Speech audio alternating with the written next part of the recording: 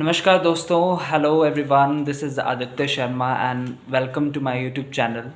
आप सब लोगों के लिए आज मैं एक बहुत ही इंटरेस्टिंग और एक नया टॉपिक लेके आया हूँ, जिसके अंदर आज आपको ये बताने की मैं पूरी कोशिश करूँगा और आपको ये बताऊँगा कि किस तरीके से आप अपनी जन्म कुंडली के अंदर जो जो आपकी बर्थ चार्ट है उसमें सूर्य की अलग अलग भावों में, यानी डिफरेंट डिफरेंट हाउसेस में उसकी प्लेसमेंट आपको क्या रिजल्ट देगी और किस तरीके से मतलब आप वो देख सकते हो। मैं अभी आपको वो भी बताने जा रहा हूँ इस वीडियो के अंदर।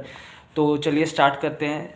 आप जैसे आपकी जन्म कुंडली है, आप देखोगे उसमें तो ये आपको इस तरीके से दिखाई देगा आपका बर्थ चार्ट। ठीक है, जैसे मान लीजिए यहाँ से जो है आपकी बर्थ चार्ट की शुरुआत होती है, यहाँ से स्टार्टिंग होती है। ये जैसे यहाँ पे लिखा है नंबर 1। ठीक है, तो ये क्या है, आपकी मेष राशि है, यानी आपका ये मेष लगन है। और यहाँ पे यहाँ से कोई भी आपका लगन कुछ भी हो सकता है, ज़रूरी नहीं कि यहाँ पे 1 हो। आज हम इस वीडियो के अंदर पर्टिकुलरली मैं आपको मेष लग्न के बारे में बताने वाला हूँ कि मेष लग्न में जो सूर्य ग्रह है उसका अलग अलग भावों के अंदर अलग अलग हाउसेस में क्या रिजल्ट होता है और इस प्लेसमेंट किस ग्रह के अंदर अगर सूर्य राशि मतलब किस घर के अंदर जो है सूर्य जो है जिस राशि में बैठता है उसका क्या रिजल्ट होता है। ठीक है, ये हम देखेंगे। ठीक है, 3 कैटेगरीज में ये चीज़ डिवाइड हो सकती है कि अगर मान लीजिए सूर्य जिस राशि में और जिस भाव में बैठ जाएगा वो आपको या तो बहुत अच्छा रिजल्ट देगा, या दूसरी चीज़ ये है कि वो आपको बुरा रिज़ल्ट दे सकता है, और तीसरी चीज़ ये है कि वो आपको एक एवरेज रिज़ल्ट दे। एवरेज रिज़ल्ट यानी ना तो वो बहुत अच्छा है और ना ही वो सूर्य आपके लिए बहुत ज़्यादा ख़राब फल आपको देगा। ठीक है, तो चलिए हम स्टार्ट करते हैं। Let's get started. अगर स्टार्टिंग में अगर मान लीजिए आपका लग्न में ही, यानी यहाँ पे अगर आपका मेष राशि में ही सूर्य बैठता है, ठीक है, तो आपको उसमें क्या रिज़ल्ट देखने को मिलेंगे। ठीक है, सबसे पहले अगर मैं आपको ये चीज़ बताऊँ उससे पहले मैं आपको थोड़ा सा ये भी बताना चाहूँगा कि सूर्य जो है वो किस चीज़ को रिप्रेजेंट करता है। ठीक है, जैसे 9 ग्रह होते हैं, ठीक है, और 12 भाव होते हैं क्योंकि 12 राशियाँ हैं, तो ऑब्वियस सी बात है जो भी कोई ग्रह किसी ना किसी भाव में तो बैठेगा ही। ठीक है, तो वो आपको उसी के अकॉर्डिंग ही वो आपको रिजल्ट देता है। तो जैसे मान लीजिए आप, अब हम सूर्य के बारे में बात कर रहे हैं इस पर्टिकुलर वीडियो में, तो सूर्य क्या क्या चीज़ों को दर्शाता है। ठीक है, सन जो होता है, sun it represents your ego, it represents your soul, आपकी आत्मा को दर्शाता है। ये कहीं ना कहीं आपकी सेल्फ रिस्पेक्ट को भी दिखाता है। It also represents your social image, यानी लोग आपके बारे में क्या सोचते हैं।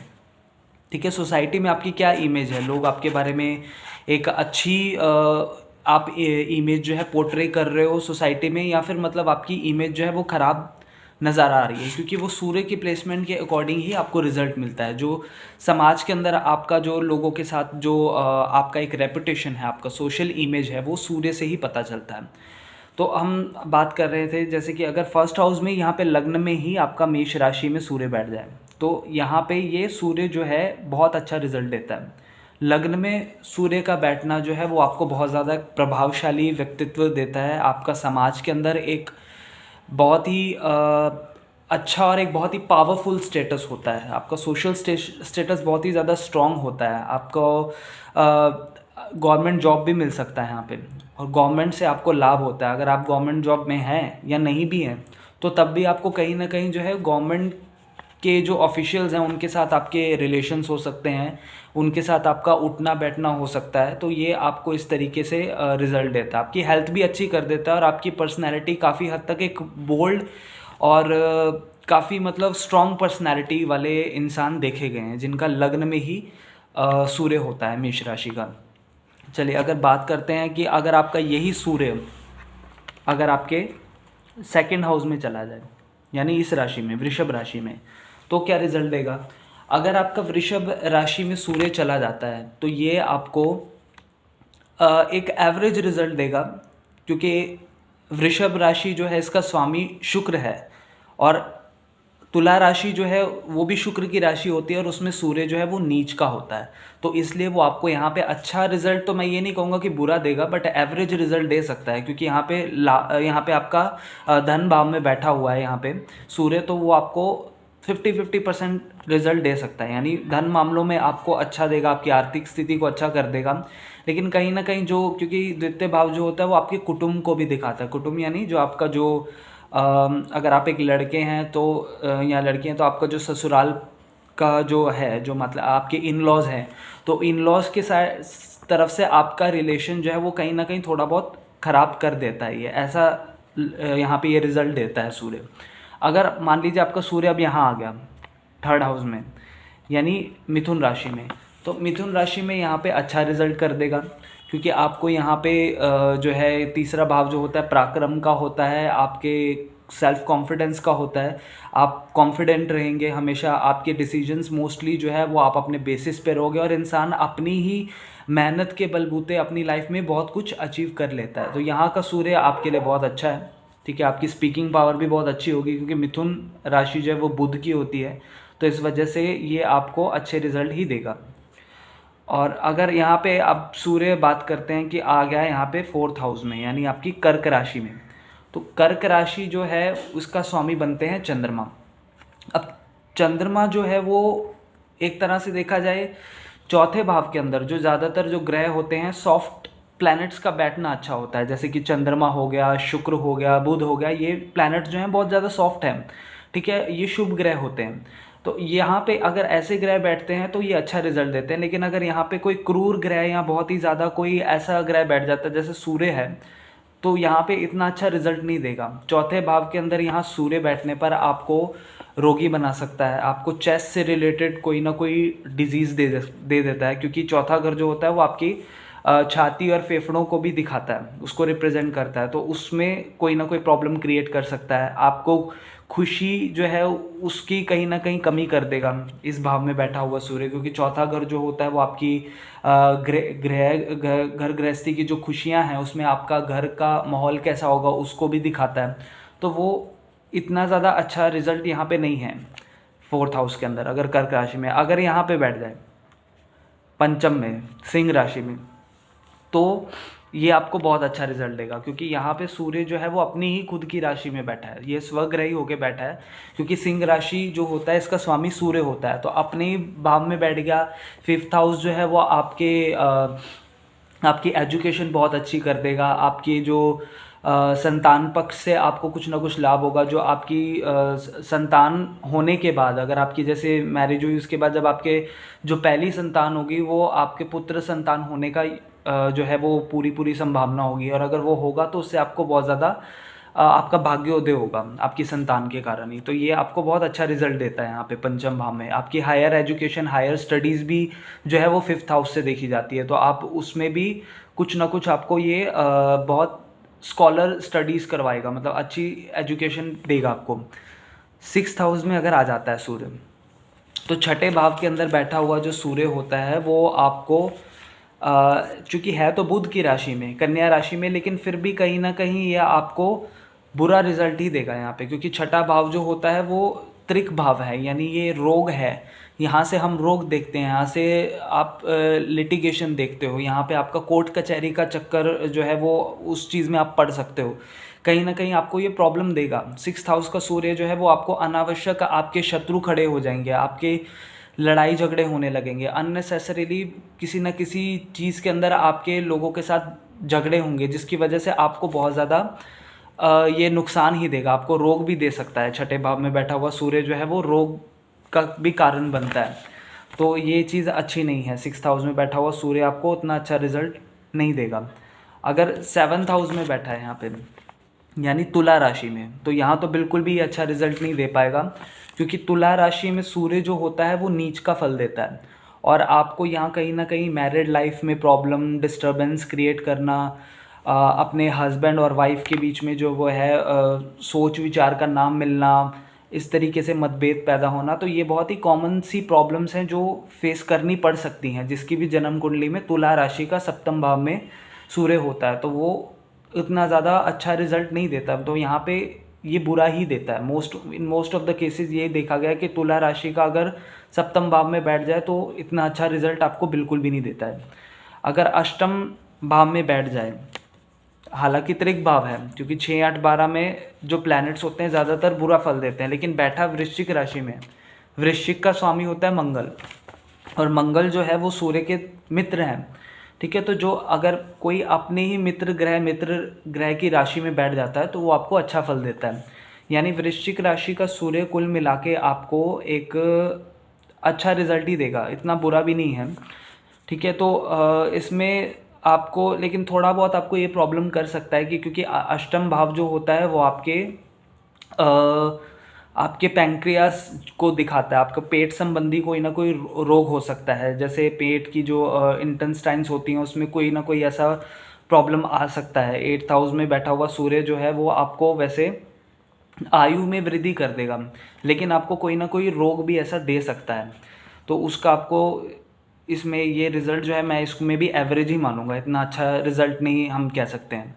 अगर धनु राशि में बैठ जाता है आपका सूर्य इस भाव में, तो धनु राशि में आपको बहुत अच्छा रिजल्ट देगा, क्योंकि धनु राशि जो है ये सूर्य की मित्र राशि है। तो यहाँ पे आपको धार्मिक बना देगा, आपको आपका भाग्य में वृद्धि कर देगा, आपको भाग्यवान बनाएगा। और कहीं ना कहीं हो सकता है कि आपको शायद पिता पक्ष से भी आपको सहयोग मिले, जो आपके फादर हैं वो आपको सपोर्ट करेंगे। और कोई ना कोई ऐसा भी पॉसिबिलिटी होती है कि आपको कोई ऐसा इंसान मिल जाए जो आपका गॉड फादर बन जाए। गॉड फादर यानी आपको कहीं ना कहीं से वो आपको एक रास्ता दिखाए। जैसे बहुत सारे ऐसे लोग होते हैं, उनको वो अपनी लाइफ में मेहनत तो करते हैं बहुत ज़्यादा, लेकिन उनको कोई सपोर्ट करने वाला नहीं होता, उनके पास एक सपोर्ट सिस्टम नहीं है, जिसकी वजह से वो इतना मेहनत भी करते हैं तो भी उनको उतना अच्छा रिजल्ट नहीं मिल पाता है।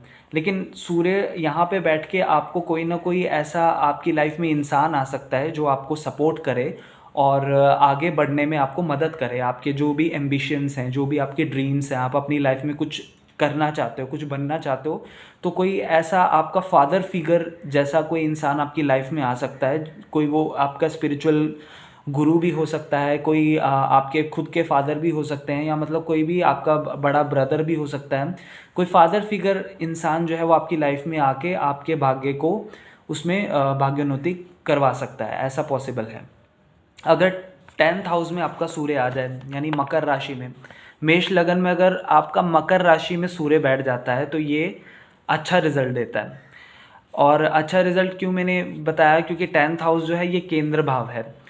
जैसे ये जो होता है ये पहला, चौथा, 7वां और 10वां ये केंद्र है, लेकिन यहाँ पे ये मकर राशि में है, और मकर जो होता है उसका स्वामी जो शनि बनता है। तो थोड़ा बहुत जो है वो आपको कन्फ्यूजन पैदा कर सकता है करियर को लेकर के। लेकिन हालांकि 10th हाउस में क्योंकि सूर्य जो होता है यहाँ पे बलवान ही होता है, तो इसलिए वो आपको अच्छा रिजल्ट देगा। आपके अपने फादर के साथ थोड़े से रिलेशंस जो है वो हो सकता है कि उसमें थोड़ा सा डिफरेंसेस रहे हैं, लेकिन फिर भी आपके करियर के लिए ये अच्छा करेगा कहीं ना कहीं।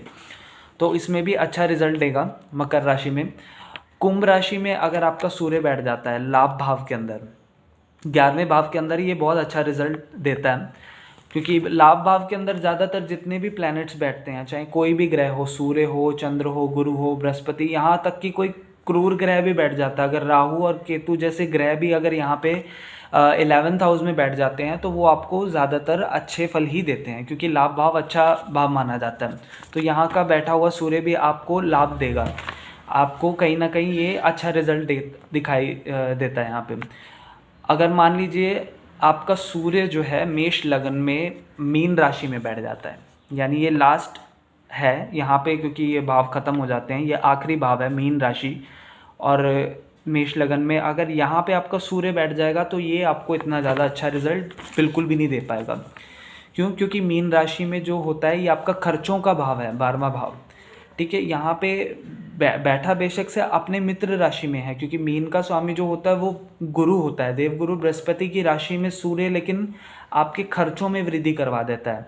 कहीं ना कहीं आपकी रेपुटेशन पे भी कोई ना कोई ऐसी चीज़ हो सकती है कि जिसकी वजह से आपको कोर्ट कचहरी के चक्कर जो है, लिटिगेशंस वगैरह वो भी देखने पड़ सकते हैं। क्यों? क्योंकि यहाँ पे बैठा हुआ सूर्य जो है वो 6ठे भाव पे दृष्टि डालेगा अपनी।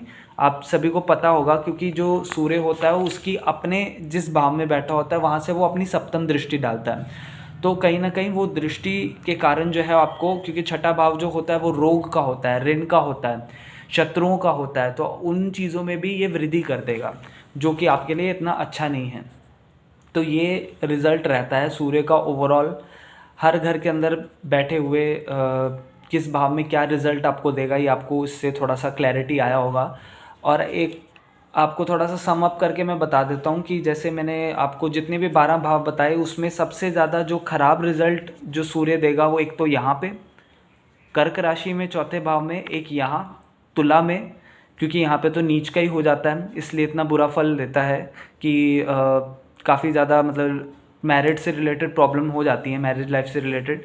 और 12th हाउस में यहाँ पे बैठा हुआ सूर्य जो है बहुत ज़्यादा, क्योंकि ये नुकसान का घर है, यहाँ पे आपको लॉसेस होते हैं बहुत ज़्यादा, तो यहाँ कोई भी ग्रह ज़्यादातर अच्छा नहीं होता, तो सूर्य भी जो है यहाँ पे प्रॉब्लम्स क्रिएट करता है।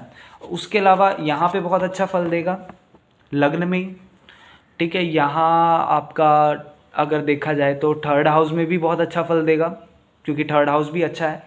और उसके अलावा आपका यहाँ पे जो है अपनी खुद की राशि में बैठ के बहुत अच्छा फल देगा, 9वें भाव में बहुत अच्छा दे देगा रिज़ल्ट, 11th हाउस में भी देगा, 10th में भी देगा अच्छा फल।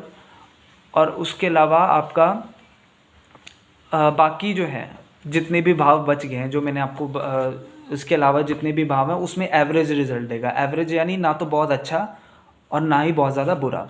तो ये इसका रिज़ल्ट था। आई होप आपको, अगर आपकी जन्म कुंडली आप खोल के देखोगे तो आपको पता चल जाएगा कि आपका सूर्य किस भाव में बैठा है और किस हिसाब से वो आपको कैसा रिज़ल्ट दे रहा है। तो इससे अगली वीडियो में मैं आपको बताऊंगा कि इसी भाव में, इसी लग्न में, मेष लग्न में चंद्रमा जो होता है उसका अलग अलग भावों में क्या रिज़ल्ट रहता है। So thank you very much for watching this video. I hope you like it and definitely अगली वीडियो में मैं आपको और भी एक नया टॉपिक और इंटरेस्टिंग उसके बारे में आपको जानकारी दूंगा। Thank you.